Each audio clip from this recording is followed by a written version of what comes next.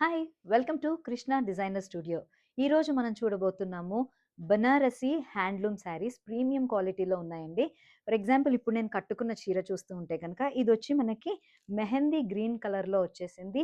All over మనకి hand weaving తోటే ఉంటుందనమాట. జామ్దాని వీవింగ్ తోటి మనకి ఇదంతా వచ్చింది.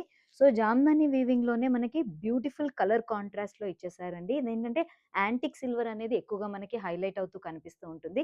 దానిని కాంట్రాస్ట్ చేయడం కోసం ఇటు ఆరెంజ్ కలర్‌లో అలాగే డార్క్ పింక్ అంటే పర్పులిష్ కలర్‌లో మనకి ఈ లోటస్ ఫ్లవర్స్ లాగా కనిపిస్తున్నాయన్నమాట.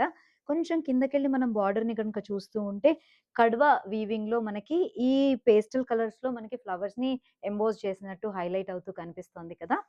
సో, ఓవరాల్ శారీ అంతా కూడా మనకి ఈ రకంగానే వచ్చేస్తుందండి. జనరల్‌గా చూస్తూ ఉంటే గనక పైనంతా కొంచెం ప్లెయిన్‌గా ఉండి కింద బార్డర్ దగ్గరికొచ్చేసరికి వర్క్ ఎక్కువ వచ్చినట్టు లాంటి శారీస్‌ని మనం ఎక్కువ చూస్తూ ఉంటాం కదా!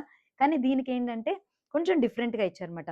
పైనంతా కొంచెం హెవీగా వీవింగ్ వచ్చేసింది. కిందకొచ్చేసరికల్లా మనకి ఇట్లాగా ఫ్లవర్ విత్ స్టెమ్ ఉన్నట్టుగా ఈ వీవింగ్ డిజైన్ అనేది ఇలా తెలుస్తోంది. మరి మనం పళ్ళుని గనుక చూస్తూ ఉంటే జామ్దానిలోనే చిన్న చిన్న బూటీస్ లాగా ఫ్లవర్స్‌ని ఇట్లా ఇచ్చేసారండి.